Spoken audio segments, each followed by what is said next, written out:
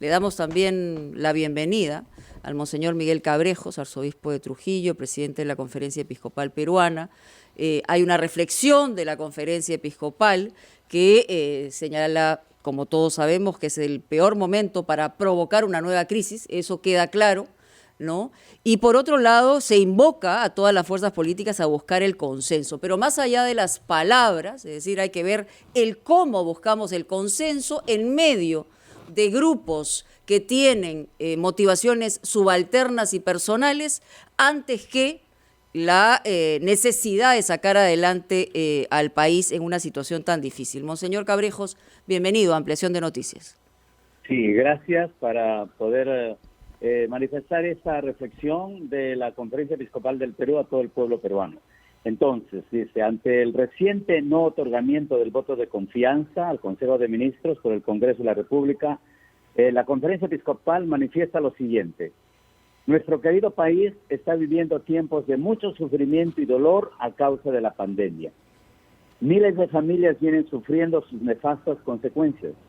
Por eso, hoy más que nunca nos urge promover la unidad nacional. Estamos convencidos que la crisis sanitaria, económica y social solo será superada si estamos unidos solidariamente. En este contexto nos iluminan las lecciones del Papa Francisco. En esta barca estamos todos. No podemos seguir cada uno por nuestra cuenta. Este es el peor momento para provocar una nueva crisis. La clase política debe dejar de lado las diferencias que puedan tener y ponerse a la altura de las actuales circunstancias, priorizando la vida de los peruanos y peruanas, buscando exclusivamente el bien común, atendiendo las necesidades de las personas, teniendo en cuenta el desempleo que afecta a millones de peruanos y el sufrimiento de tantos hermanos nuestros, especialmente los más vulnerables. Desde nuestra condición de pastores invocamos a todas las fuerzas políticas a buscar el consenso, donde la agenda prioritaria debe ser siempre el bienestar de los peruanos y peruanas. Esta agenda debe construirse sobre la base del diálogo, la buena fe y la recta intención, anteponiendo siempre el bien común sobre cualquier interés de grupo. Acompañamos al pueblo peruano con nuestra oración y nuestro servicio eclesial de caridad y solidaridad, y que el Señor de los Milagros y nuestra Madre, la Virgen Santísima, nos ayude a construir una nación cada vez más unida y fraterna. Este comunicado, este mensaje está firmado por la presidencia, del que habla como presidente el cardenal Barreto, primer vicepresidente, y Monseñor Alberto Stroman como secretario general de la conferencia. Pues este es el mensaje breve, pero creo que es muy claro.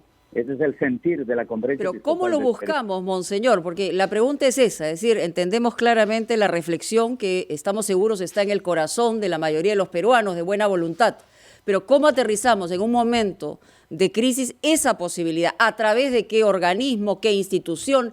¿Qué debería barajar el propio presidente Vizcarra frente a la respuesta que ha recibido del Congreso? Pero mire, ya hay instituciones que están trabajando en eso, y uno de ellos creo que es el Acuerdo Nacional.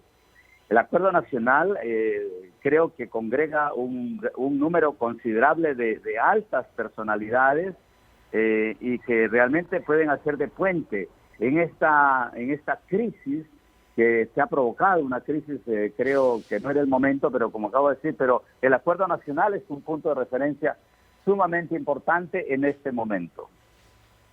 Monseñor Cabrejos, quería preguntarle, saludándolo naturalmente por adelantado y felicitándolo por el comunicado y el énfasis en la unidad, ¿cuál es el secreto de la Iglesia, finalmente, la institución que ha durado más tiempo en el Occidente, 2000 años, pese a sus divisiones? Yo recuerdo que cuando el Papa estuvo acá, en la reunión que mantuvo con los obispos, les llamó la atención por las divisiones que él sabía que habían entre ustedes. Pero esas divisiones no dan lugar a crisis ni a censura de las autoridades. ¿Cuál es el secreto? ¿Cómo hacen ustedes para mantener la unidad en medio de la diversidad? Mira, usted acaba de decir una frase contundente: la unidad dentro de la diversidad. hay diferentes pareceres, hay diferentes opiniones y eso es válido. Entonces, eso no lleva a una ruptura de la unidad, porque la unidad en la iglesia está basada primero en la persona de Jesucristo. Este es el punto. Nosotros trabajamos todos, este es el punto de referencia, el Papa en un segundo lugar, la iglesia como tal, y nos une, claro, la doctrina esencial de la iglesia. Los demás son puntos de vista, pareceres, sino que a veces los han presentado como divisiones, pero no, eso no es, por eso la unidad de la iglesia está primero centrada en Jesucristo. Él es nuestro centro, por decir, un sol que nos ilumina. Y luego, evidentemente, hay diferentes pareceres, y luego la doctrina incólume del magisterio de la Iglesia a través de, como usted lo acaba de decir, más de 20 siglos de gobierno ininterrumpido. Eso es lo que le puedo decir en síntesis. Monseñor, buenos días. ¿Cómo está? Buenos días. Sí. Bueno, evidentemente el Acuerdo Nacional se plantea como una especie de solución a mediano plazo para la elaboración de una agenda país. Pero en este momento hay esta especie de ruptura entre Ejecutivo y Legislativo a raíz de la negativa de confianza. En este momento, ¿cree usted que la Iglesia, ¿no?, podría ser una buena alternativa de puente o mediación para restablecer las relaciones entre Ejecutivo y Legislativo y encaminarnos justamente hacia la construcción de una agenda país a mediano plazo? Sí, mire, la Iglesia, vamos a decir concretamente, la Conferencia Episcopal del Perú siempre ha apoyado y ha estado dispuesto a colaborar. Jamás nos hemos negado a una ayuda. El ejemplo está con esto de Respira Perú, que nos llamaron y dijimos, ¿cómo que no? Vamos a ayudar toda la estructura, la infraestructura de la Iglesia, queremos ponerla a disposición para este servicio. Y en este campo igual, creo que la función de la Iglesia es ser puente, un puente de diálogo, y ese es el punto, un puente fundamental. Y nosotros estamos dispuestos, sí, todo. Lo que pasa es que nosotros no tenemos poder coactivo, pero sí dispuestos a colaborar en todo lo que se pueda por el bien del Perú. La clave de todo es las personas, el bien de las personas. Y como ustedes ya lo han dicho, estamos en un momento de una pandemia muy grave, muy grande. No solamente es enfermedad, es hambre, es trabajo. Entonces, sí, la Conferencia Episcopal está dispuesta a colaborar siempre y cuando la llamen, no la convoquen, ciertamente. Bueno, eso puede generar obviamente respaldo, pero también posturas contrarias. Sabemos además que la Iglesia, que es doctrinal, efectivamente eso es lo que los une. Y lo que no los une a los políticos es precisamente que haya un sentir superior. Creo que los desune los intereses motivados por las cosas más pequeñas, pero en su lectura de representación del ciudadano creyente, ¿qué es lo que está esperando en este momento el ciudadano de a pie? No, el ciudadano de pie creo que lo que espera es primero, vamos a decir así, parece poético, ¿no? Que realmente se trabaje intensamente, haya una preocupación adecuada por ahorita la salud y la vida de los peruanos. El hambre, que pueda saciar también sus necesidades básicas, hay mucha gente muy pobre, y luego trabajo.